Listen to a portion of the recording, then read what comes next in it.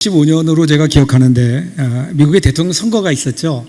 그 대통령 선거의 절정에서 그 당시 민주당의 대통령 후보였던 지미 카터, 나중에 대통령이 되셨죠.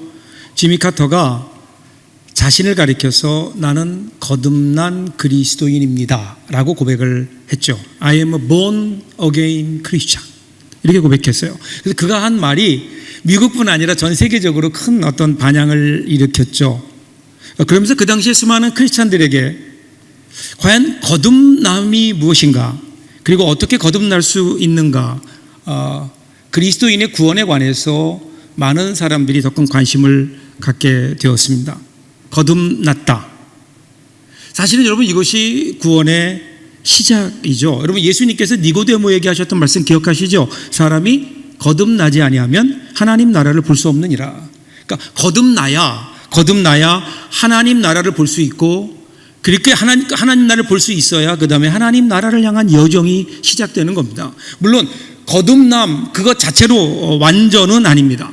그러나 그때부터 시작해서 완전을 향한 과정이 시작되는 거죠. 여러분 구원이라고 하는 것은요 그 자체로 완성입니다. 그럼에도 불구하고 그 안을 들여다보면 그 안에는요 과정이 있는 거예요. 완전을 향해 나아가는 과정. 이 과정을 위해서 하나님께서는 구약에서 이스라엘 백성들을 하나님의 백성으로 부르시면서 그 나가는 중요한 두 가지 과정을 주셨어요. 첫 번째가 율법이고 두 번째가 제사입니다. 오늘 히브리서가 그걸 설명하고 있는데요. 먼저 율법입니다. 죄인인 인간이 하나님을 만날 수 없기 때문에 하나님을 만날 수 있도록 하나님이 주신 은혜의 통로가 율법이에요. 그러니까 율법을 지킴으로 하나님께서는 그 율법을 통해서 율법에 순종하게 하심으로, 율법을 지키고 순종하게 하게 하심으로 하나님의 자녀가 되고 하나님과 교제할 수 있는, 하나님께 나아갈 수 있는 길을 열어주셨어요. 이것이 율법이에요. 이게 분명한 하나님의 은혜입니다. 그런데 사람들이 율법을 받았는데, 이 은혜를 받기는 받았는데, 그런데 율법을 지키지 못하는 거예요. 하나님 말씀대로 살 수 없었어요. 왜 그런가 하면 능력이 안 됐거든요. 그러니까 어떻게 돼요? 결국 이 율법은 원래는 하나님께 나오도록 만들어 놓으신 하나님의 은혜의 통로였는데 우리들의 무능력함으로, 우리들의 죄성 때문에 결국 하나님께 나아가지 못하는, 또 죄를 범하는 일이 벌어지게 되었죠. 이것을 아신 하나님께서 율법만 주신 것이 아니라 이제 또 하나의 은혜를 주셨는데 그것이 제사라고 하는 은혜예요. 제사.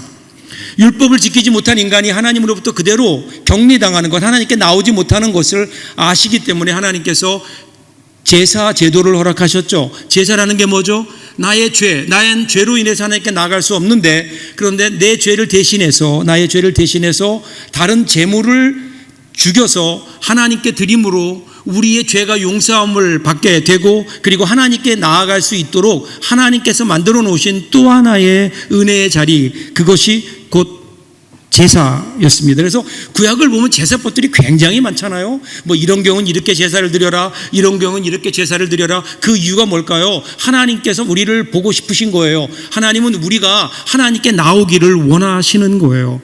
여러분, 이 율법과 제사를 통해서 우리는 얼마나 하나님이 우리를 사랑하시는지, 얼마나 우리를 가까이 두고 싶어 하시는지, 이 하나님의 놀라운 배려를 우리들이 보게 됩니다. 자, 근데 문제는 이렇게 하나님이 우리에게 율법과 제사를 주셨는데 이것이 근본적으로 우리의 죄의 문제를 해결하지 못한다는 거예요. 하나님께 나아가지 못하게 하는 죄의 문제를 해결하지 못하는 겁니다. 다시 말하면 이 율법을 인간이 지킬 수 없고, 또 제사를 드린다고 하더라도 이 제사가 완전하지 않은 거예요. 그리고 우리가 율법을 지킨다, 율법을 지킴으로 좀 더 내가 도덕적인 사람, 율법적인 사람이 되어서 하나님께 나아갈 수 있는 게 아니잖아요.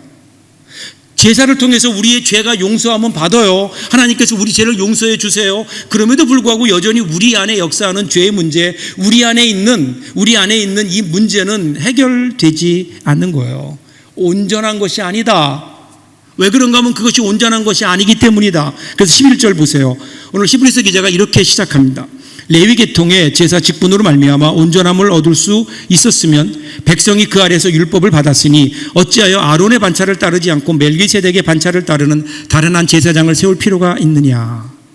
여기 보면 레위 계통의 제사장 직분으로 말미암아 온전함을 얻을 수 있었으면, 여기 중요한 단어가 온전함이에요. 이 온전함이라고 하는 말은 완전히 자라난 상태를 말하는 겁니다. 그러니까 알로 태어났다가 그 알에서 새로운 생명이 깨어나고 생명이 자라서 그래서 그것이 온전한 성체를 이루게 되는 그것이 온전함이라는 거예요.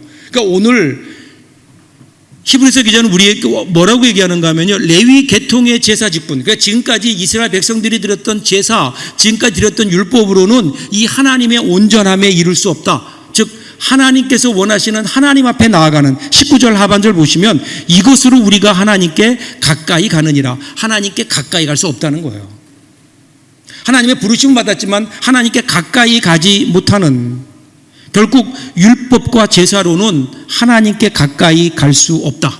그럼에도 불구하고 유대인들은 율법과 제사를 통해서 하나님께 나아갈 수 있다고 믿었어요. 그래서 그들이 믿었기 때문에 그대로 행동하다가 결국은 잘못된 율법주의로 빠지게 된 거죠. 자, 하나님께서 사실은요, 율법을 주시고 제사를 주신 원래의 뜻이 있어요. 그 원래의 뜻이 뭘까요? 율법이 가지고 있는 기능이 있어요. 사도 바울은 이것을 로마서 3장 20절에서 이렇게 얘기해요. 그러므로 율법의 행위로 그의 앞에 의롭다 하심을 얻을 육체가 없나니 율법으로는 죄를 깨달음이니라. 분명하게 얘기하는 거야. 율법을 주신 이유가 뭔가? 그러면 율법을 지킴으로 너희가 좀 더 율법적인 사람이 되라. 너희가 좀 더 그럴듯한 사람, 좀 더 도덕적인 사람이 되어서 그래서 내 앞에 나와라. 그래서 율법을 주신 게 아니에요. 율법을 주신 이유는 뭐냐면 율법을 주셔서 그 율법을 지키게 하심으로 못 지키는 그러한 우리들의 연약함, 우리들의 죄성을 깨닫고 그 다음에 어떻게 해요? 하나님의 은혜를 구할 수 있도록. 그래서 율법의 기능은 죄를 깨닫게 되는 거예요.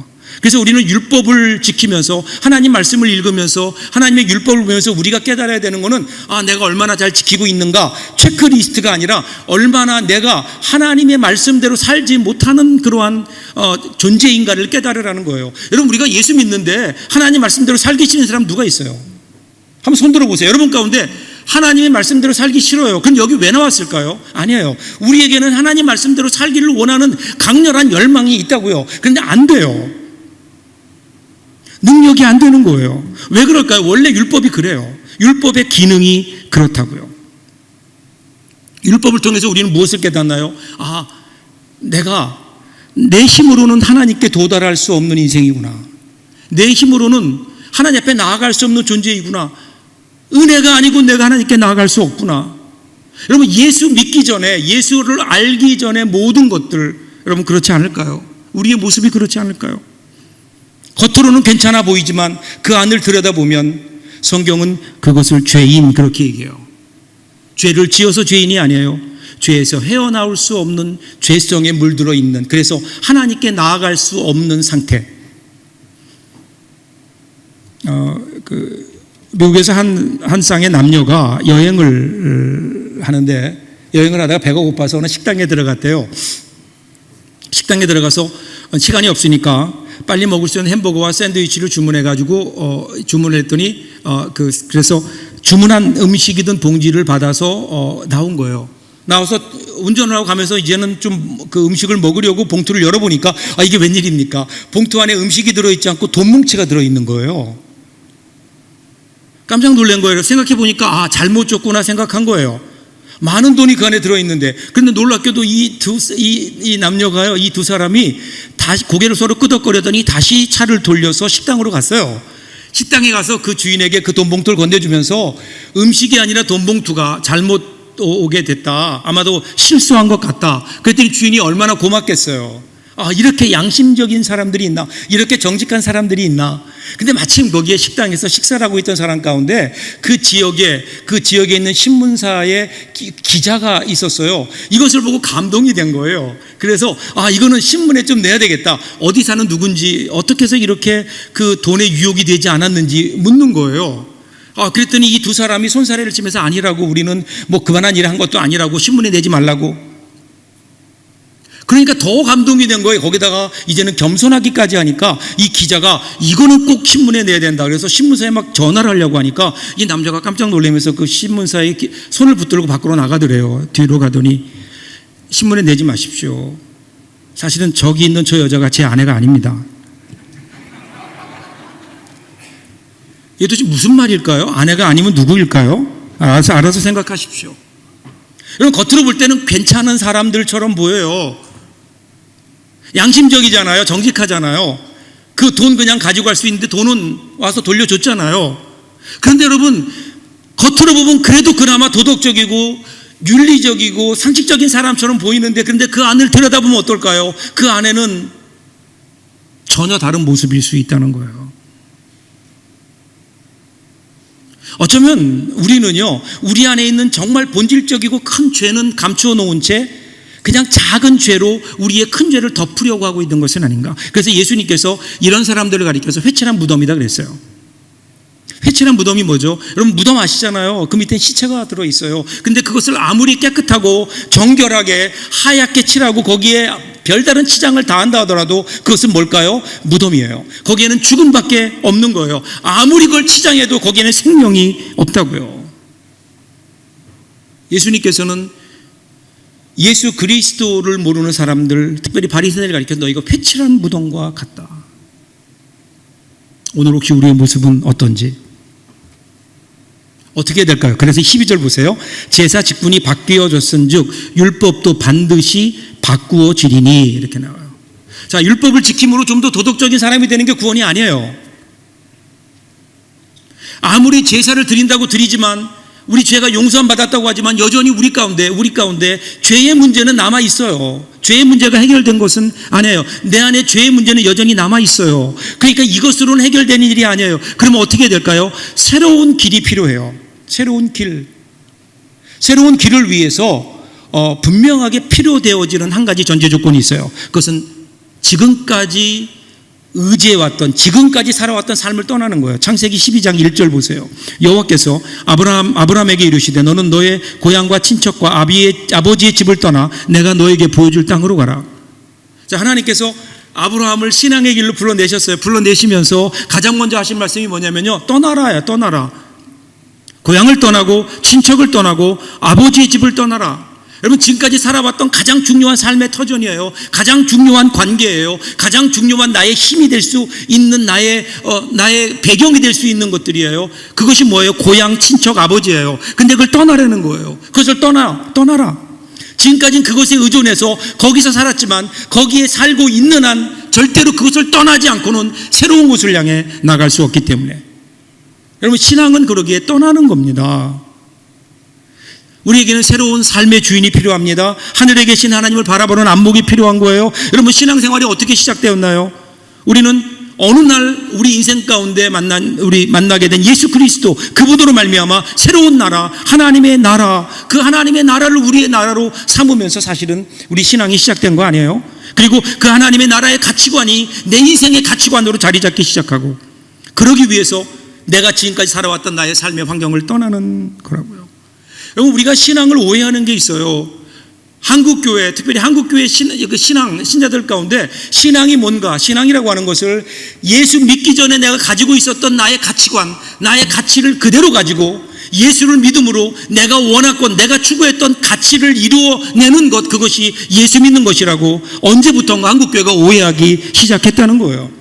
예수 믿는다는 게 뭘까? 예수 믿는 것은요, 지금까지 살아왔던 삶의 환경을 떠나요. 지금까지 내가 중요하다고 생각했었던 가치를 떠나는 거예요. 그 가치를 버리고 이제는 새로운 가치를 향해 나가야 되는데, 여전히 옛날 가치를 붙들고 예수 믿기 전에, 하나님을 알기 전에 내가 가졌던 그 가치를 여전히 붙들고 그것을 이루는 힘으로 만일에 우리가 신앙을 생각한다면, 여러분, 그래서 우리 신앙은 떠나지 못하고 있는 건 아닐까요? 여전히 우리는 예수 믿기 전과 다를 것이 없는. 사도 바울을 보세요. 빌립보서 3장 8절에서 이렇게 고백해요. 또한 모든 것을 해로 여김은 내 주 그리스도 예수를 아는 지식이 가장 고상하기 때문이라. 내가 그를 위하여 모든 것을 잃어버리고 배설물로 여김은 그리스도를 얻고 그 안에서 발견되려 함이니. 사도 바울이 뭐라고 얘기해요? 그리스도를 만난 후에 그의 가치관이 바뀌었대요. 그 전에 굉장히 중요하다고 그가 생각했었던 그의 가치들이 있잖아요. 그게 뭘까요? 로마의 시민권을 가졌다. 그리고 그 당시로 대단한 권력이죠. 나는 바리새인 중에 바리새인이요 가말리엘의 문화였다. 나는 공부도 꽤 많이 했다. 이 모든 것들 사도 바울이 그 이전에 자기가 자랑했었던, 자기가 가지고 있었던 가치하여, 근데 이 모든 것들이 더 이상 가치가 없게 되었다. 그 이유는 뭘까요? 그것과 비교할 수 없는 최고의 가치 예수 그리스도를 알고 보니까 이제는 그 모든 가치들이 힘을 잃어버렸다. 그래서 무엇처럼요? 배설물처럼 되었다. 배설물이 뭐죠? 돌아볼 일고의 가치도 없는 거예요. 이유는요, 예수 그리스도를 만났기 때문이다. 내 인생 최고의 가치 예수 그리스도를 만나고 보니 다른 모든 가치들이 별로 의미가 없더라. 변화의 시작은 예수님인 겁니다. 예수님. 이어지는 13절 14절 보세요. 이것은 한 사람도 제단 일을 받들지 않는 다른 지파에 속한 자를 가리켜 말한 것이라. 우리 주께서는 유다로부터 나신 것이 분명하도다. 이 지파에는 모세가 제사장들에 관하여 말한 것이 하나도 없고. 자, 그러니까 어떻게 되냐면요, 레위 지파로는 안 된다는 거예요. 지금까지 해오던 거로는 안 된다는 거예요. 새롭게 시작해야 된다는 거예요. 레위 지파를 강화한다든지 아니면 거기서 좀 더 좋은 제사장을 뽑는다든지 이것으로 그 일들이 해결되는 게 아니에요. 그것으로 인해서 새롭게 되는 게 아니에요. 레위 지파로는 안 돼요. 레위 지파가 아닌 다른 지파에서 와야 된다는 거예요. 그래서 예수님도 원래는 레위 지파가 아니라 유다 지파가 아니냐, 지파별로 굳이 본다면, 혈통적으로 본다면 예수님도 유다 지파인데 예수님께서 우리의 대제사장이 되시지 않았느냐라고 얘기해요. 그러면서 15절 보세요. 멜기세덱과 같은 별다른 한 제사장이 일어나는 것을 보니 더욱 분명하도다. 자, 멜기세덱이라고 하는 전혀 지금까지 그들이 알고 있었던 그 레위 지파에서 나온 제사장이 아니라 멜기세덱의 반차를 쫓아서 제사장이 있지 않았느냐. 아브라함 시대의 멜기세덱을 지금 이야기에 설명하면서 지금 무엇을 얘기하고 있을까요? 그것은요, 신앙이라고 하는 것은 내 안의 것을 갈고 닦아서 무언가를 이루어가는 게 아니라는 거예요. 여러분, 신앙을 오해하지 마세요. 신앙은요, 내 안에 있는, 그전에 몰랐던 내 안에 숨어있는 어떤 보석들을, 내 안에 숨어있는 어떤 가치들을, 그것들을 잘 갈고 닦아서 드러내므로, 그러므로 우리가 더 거룩해지고 주님께 가까이 갈 수 있다는 게 아니에요. 신앙은 뭘까요? 신앙은요, 레위 지파로는 안 되는 거예요. 외부로부터 와야 되는 거예요. 다른 곳에서 와야 되는 거예요. 그게 누구예요? 그게 예수 그리스도라는 거예요. 그 신앙은 어디부터 시작되는가? 예수 그리스도를 영접하는 거예요. 여러분, 생명은 만들어지는 것이 아니에요. 생명은 태어나는 거예요. 생명이 태어나려면 어떻게 될까요? 새로운 생명이 들어올 수밖에 없어요. 우리 안에 생명이 없기 때문에. 그리스도인이 누굴까요? 예수 그리스도로 말미암아 새롭게 태어난 사람들. 요한계시록 3장 20절 이렇게 설명해요. 볼지어다 내가 문 밖에 서서 두드리노니 누구든지 내 음성을 듣고 문을 열면 내가 그에게로 들어가 그로도 벌어먹고 그는 나로도 벌어먹으리라. 이것이 여러분 신앙이에요. 예수 그리스도께서 우리 가운데 오시는 거예요. 생명 되신 그분이 우리 가운데 오심으로 우리 안에 새로운 생명, 새로운 우리 삶의 새로운 장이 열려지게 되는 거예요. 여러분, 기독교는 도덕을 포함해요. 그럼에도 불구하고 기독교는 단순한 도덕적 종교는 아니에요. 여러분, 기독교가 부도덕한 종교라는 것은 더더욱 아닙니다.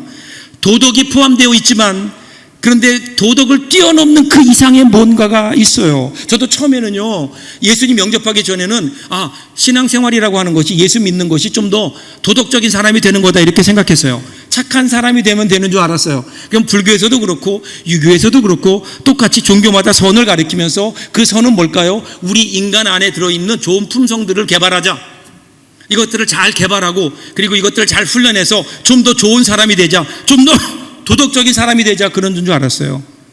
근데 그게 아니었어요. 신앙이라고 하는 것은 예수 그리스도를 영접하지 않고는, 새로운 생명의 역사가 있기 전에는 전혀 새로운 삶이 불가능하다. 예수 그리스도가 아니고는. 그래서 우리 인간의 어떤 우리 사람들의 형태를 보면요, 종교 형태를 보면 두 갈래 길이 있는 것 같아요. 하나는 죄인됨을 깨닫는 것, 또 하나는 의인이 되고자 하는 길. 두 가지인 것 같아요. 죄인됨을 깨닫는 길은 끊임없이 자기 성찰 속에 자신의 의롭지 못함을 인정해요. 그래서 어떻게 해요? 하나님의 은혜를 구해요. 하나님의 은혜를 구해요. 내 힘으로 살 수 없다는 걸 고백하는 거예요. 근데 의인이 되고자 하는 길은요, 끊임없이 자기 의를 행해요. 그러면서 다른 사람들과 비교하며 정죄합니다. 죄인임을 깨닫는 길을 가는 사람들은 그러기에 하나님의 은혜를 누리며 살아요. 하나님의 은혜 가운데 살지만, 그렇지 못한 사람들은 하나님의 은혜를 떠나 타인을 정죄하며 오히려 희생 제물로 살아가는 거예요. 그러니까 여러분, 우리가 복음의 길이라는 게 뭘까요? 복음의 길, 예수 그리스도께서 보여준 십자가의 길이 뭘까요? 왜 예수님이 십자가에 죽으셨을까요? 그것은 우리 힘으로 되는 일이 아니기 때문에, 예수께서 죽지 않고는 도저히 이 죄의 문제를 해결할 수 없기 때문에 하나님이신 그분이 인간의 몸을 입고 이 땅에 오셔서 우리를 위해 죽어주신 거잖아요. 그것을 인정하고 그 앞에 우리 자신의 연약함을 깨닫고 그러기에 예수 그리스도의 십자가의 은혜를 붙드는 사람, 여러분, 이 사람이 진짜 복음의 길을 가는 것 아닐까요? 근데 많은 경우에 우리는 율법주의의 길을 갑니다. 바리새인과 가룟유다처럼 내 힘으로, 내 능력으로, 나의 것으로 살아보려고 하는, 여러분은 지금 어떤 길을 가고 계십니까? 이어지는 16절 17절 보면 계속해서 이렇게 설명해요. 그는 육신에 속한 한 계명의 법을 따르지 아니하고 오직 불멸의 생명의 능력을 따라 되었으니 증언하기를 내가 영원히 멜기세덱의 반차를 따르는 제사장이라 하였도다. 자, 예수님께서 레위 제사장들과는 달리 어떻게 제사장이 되셨다고 설명해요? 16절 하반절 보시면 오직 불멸의 생명의 능력을 따라 되었으니, 혈통이 아니에요. 대제사장이 되는 레위 제사장과는 달리 예수님은 불멸의 생명의 능력을 따라 제사장이 되셨다. 생명이 그 가운데 있다는 거예요. 혈통이 아니라 생명이 그 가운데 있어요. 율법이 아니에요. 생명이 그 가운데 있어요. 생명. 여러분, 이 생명은 분명히 다르지 않나요? 생명이 있는 것과 없는 것은 분명히 구분됩니다. 여러분, 여름에 홍수가 나잖아요. 그럼 그 하천이 범람하면서 많은 것들이 떠내려오죠. 저 어릴 적 보면 한번 홍수가 나면 많은 것들이 떠내려와요. 뭐 무거운, 어떨 땐 냉장고도 떠내려오고요. 그리고 둥치가 큰 그런 나무들도 뿌리째 뽑혀서 막 흘러내려갑니다.